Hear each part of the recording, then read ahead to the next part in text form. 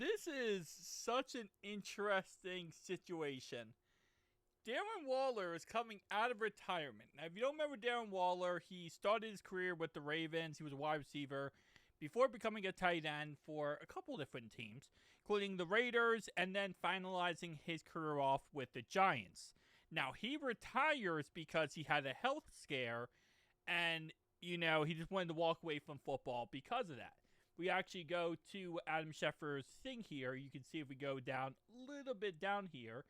In November of 2023, gave him clarity about his life. In a video he posted, Waller detailed a very scary situation where he struggled to breathe and ultimately spent 3.5 days in the hospital, unable to stand up, use the bathroom, or feed himself. Waller didn't disclose the exact nature of the illness he battled. So, he retired. He became a rapper. He started, doing rap videos, rap music, whatever, and he became an artist. Cool. Well, now he's out of retirement because he just got traded to the Miami Dolphins.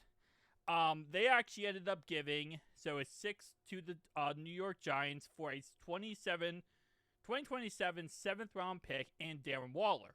Now, here's the fun fact here. The Dolphins just traded Jonnu Smith, one of their only tight ends on the roster who's good, to the Pittsburgh Steelers.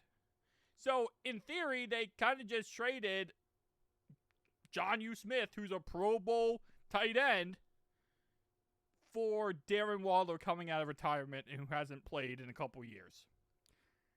That's not a good look. That's not a good look. Now, this whole situation sparks some outrage in a former Miami Dolphins player. And that player is Raheem Mostert. Now, Raheem Mostert, I know the story's a lot deeper than we thought, said this on Twitter about the situation. Hot take. Be a Pro Bowler on the Dolphins. Get treated like booty butt cheeks. Happy for my guys, though. Go ball out. So apparently the situation, the Dolphins were not treating Jonnu Smith well at all, even though he's a Pro Bowl tight end. He ends up getting traded to the Steelers, and now this whole situation is getting to be a clusterfluff. Now, why does this matter to us, right? Because at the end of the day, we got to bring it back full circle here. Wow, we don't look like the worst organization right now. Let's go, baby. Let's go. We have a day where our organization looks a tad bit better. Just a tad bit better, baby. Because by comparison, we might not be paying Trey. We might have a situation with Shamar Stewart. But we're not the Dolphins. No, just thought it was interesting to talk about. But I do want to bring this back. I know. We're bringing this back a million times, okay? I want to bring this back to Joe Burrow here, because Joe Burrow actually did speak about the Trey Hendrickson situation, and he claims he does not blame the front office. Well, actually, he didn't speak. This is inside sources.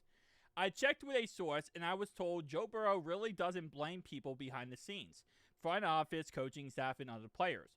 When it comes to football operations, he puts it all on his shoulders and says, hey, we have to get this done.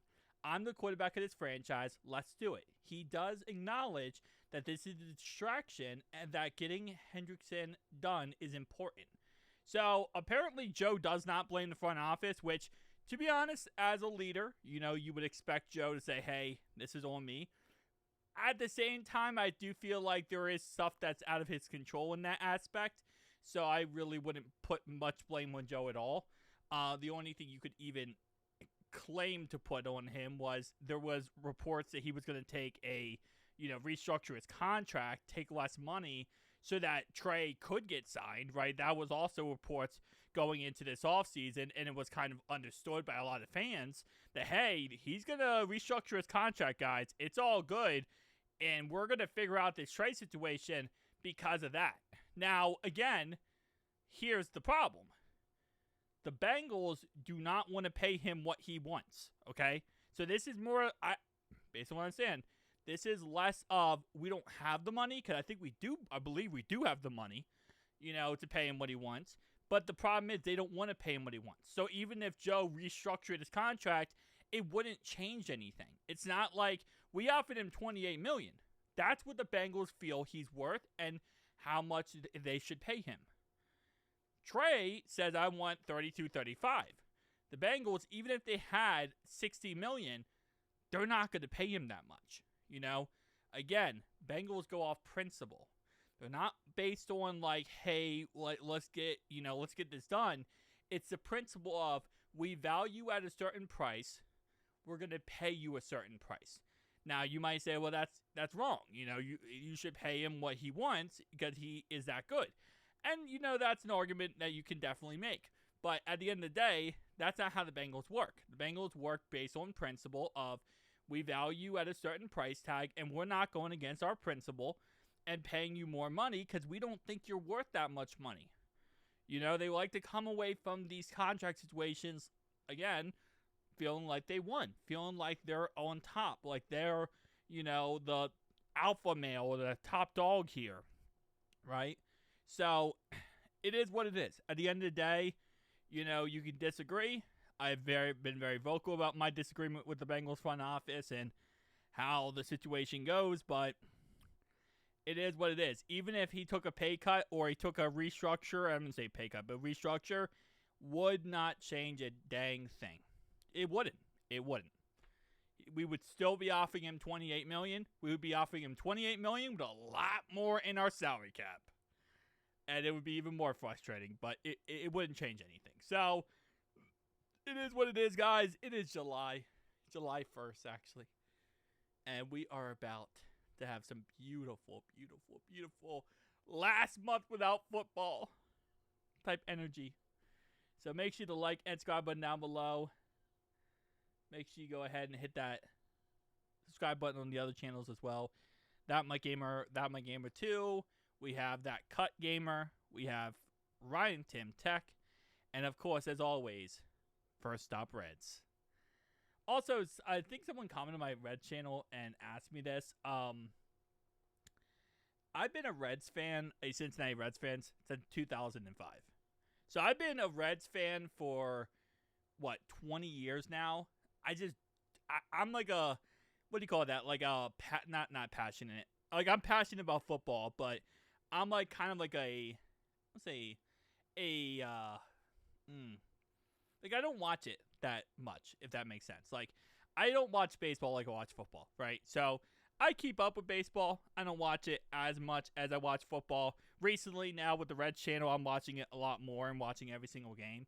But I would say for the last 20 years, I've been kind of like here and there. I'll watch a Reds game.